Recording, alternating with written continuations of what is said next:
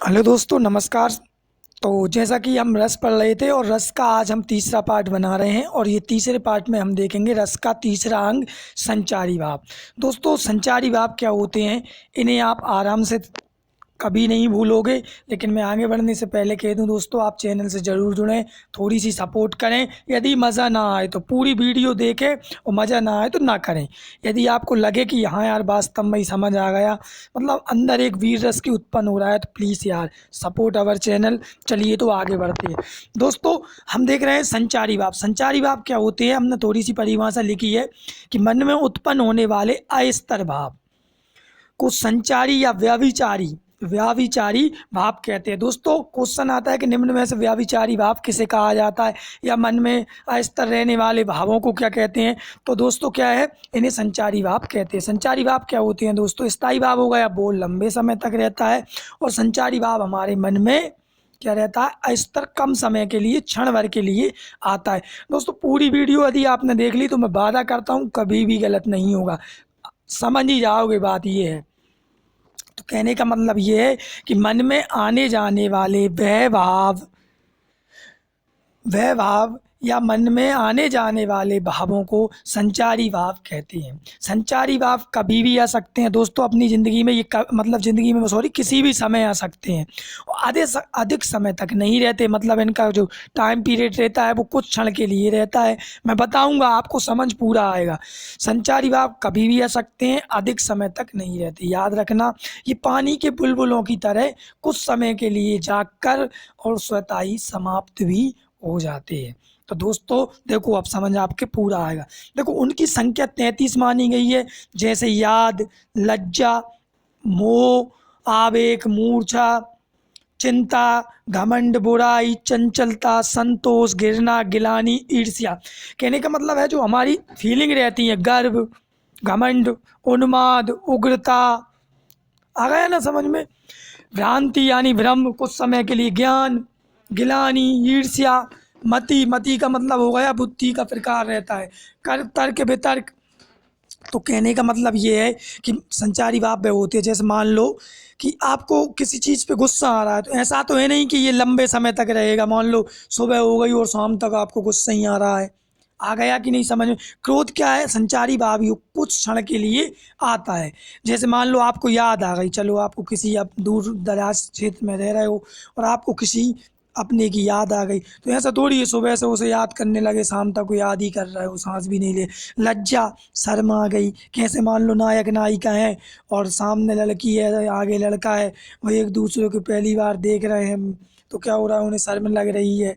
मोह, ममता, आवेग, आवेग भी क्या होता है, कभी कभी मूर्छा, ऐसा तो नहीं कहते ना बेहोश हो गया। चिंता, आप टेंशन अभी है, हो सकता है 1 घंटे बाद आपको ना हो।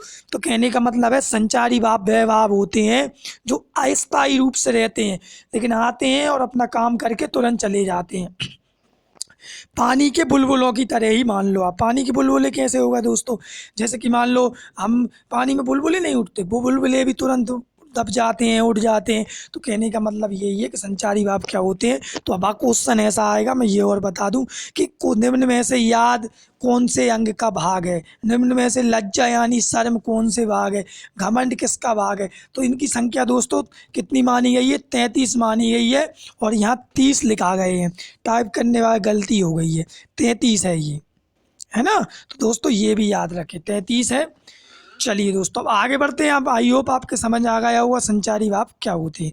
चलिए, यदि उदाहरण देखें, मान लो इसे समझने की और कोशिश करें कि याद आ जाए कि इस स्थान पर एक व्यक्ति ने भूत को, या एक व्यक्ति को भूत ने मार डाला था या मर गया था, उसे संचारी भाव बढ़ जाएगा। क्या होगा दोस्तों, जैसे कि आप अंधेरे सुनसान जंगल में जा रहे हो और आपको वहाँ क्या पता है उस इस जगह पे कि इस जगह पे भूत रहते हैं या इस जगह पे डाकू रहते हैं, तो आपका क्या करेगा, वो जब जगह आएगी रास्ते में, जैसे कि आपका रास्ता है ये, आपका रास्ता हो गया ये, अब आपको यहाँ से जा रहे हैं और यहाँ आपको पता है इस रास्ते में कि यहाँ एक भूत रहता है या फिर डाकू रहते हैं, तो आप क्या करेंगे, इस रास्ते तक तो आपको कोई दिक्कत नहीं आएगी, लेकिन जो ही आपको इसकी याद आ गई, या तो आपको उस रास्ते में याद नहीं आई लेकिन आपको इस जगह की याद आ गई, तो आपको क्या होगा, संचारी भाव बढ़ जाएगा।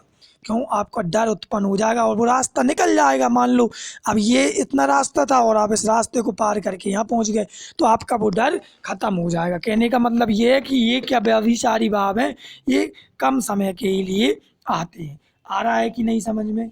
आई होप आपके समझ आ रहा होगा, है ना। चलिए दोस्तों, उदाहरण है बुंदेले।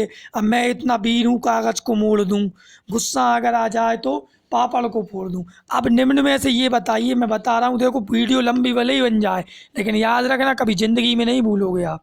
देखो एक पंक्ति है कि मैं इतना वीर हूँ, कागज को मोड़ दूँ, गुस्सा अगर आ जाए तो पापड़ को फोड़ दूँ। मुझसे ही मत बोलना, नहीं तो एक ऐसे करके आप, एक हंसी आ गई। तो कहने का मतलब है इस पंक्ति में संचारी भाव क्या है। तो दोस्तों इसमें संचारी भाव क्या होगा, क्या होगा, वो वस्तु की वाणी होगी या फिर उसका जोक होगा या उसकी जो चेष्टा रही होगी या बेतुकी होगी कि ऐसा कोई कागज़ का, तो आप क्या होगा, हंसी आ जाएगी। जैसे अब यहाँ आया बुंदेले हर बोलों के मुँह, हमने सुनी कहानी थी और खूब लड़ी मर्दानी, वह तो झांसी वाली रानी थी।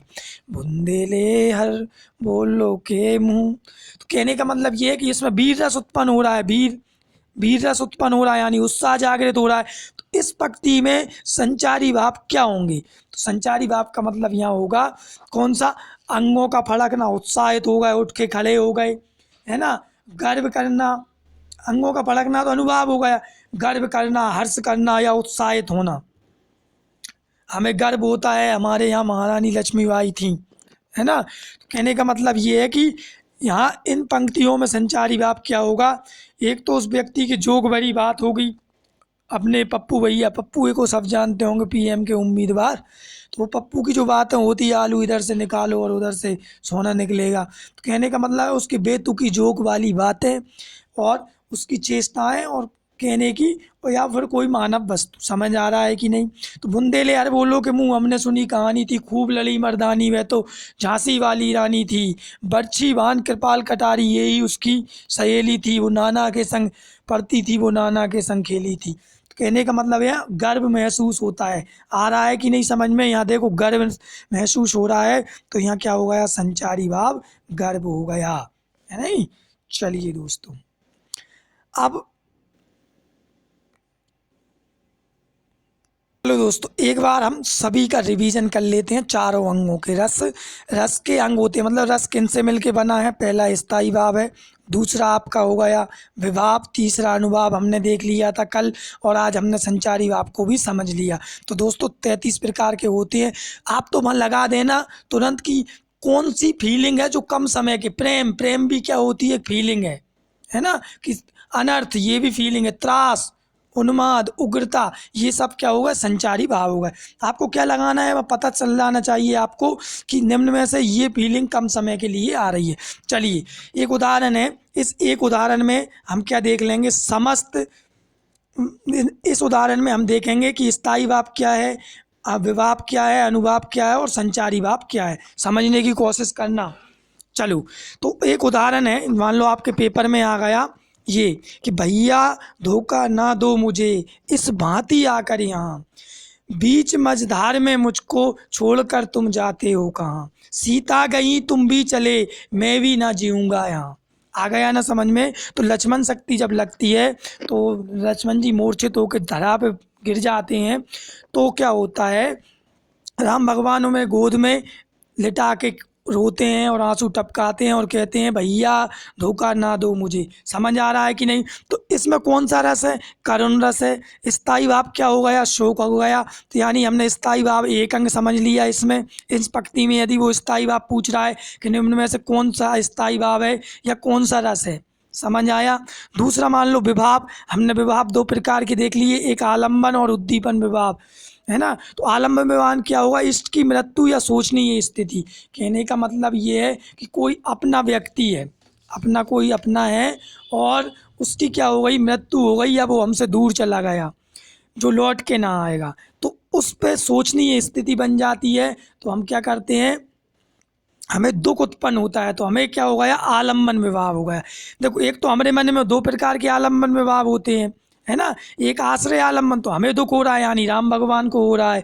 दूसरा सोचनीय स्थिति किसके प्रति बन रही है, लक्ष्मण जी के प्रति, तो वो हो गया विषय आलम्बन। समझ आ रहा है कि नहीं। नेक्स्ट है उद्दीपन विभाव।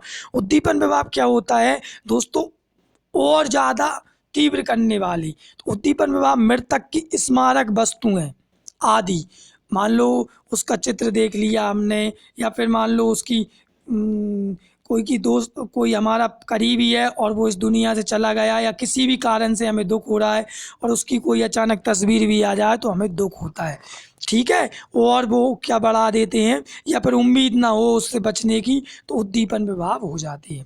नेक्स्ट है अनुभाव। अनुभाव क्या हो जाएंगे दोस्तों, रोना, बिलखना और विलाप करना। कल हमने देखा था अनुभाव मतलब होता शारीरिक क्रियाएं करना, तो अनुभाव विलाप में वो क्या करेगा, शारीरिक क्रियाएं करने, रोने लगेंगे, जैसे राम भगवान इसमें रो रहे हैं। आ गया कि नहीं समझ में।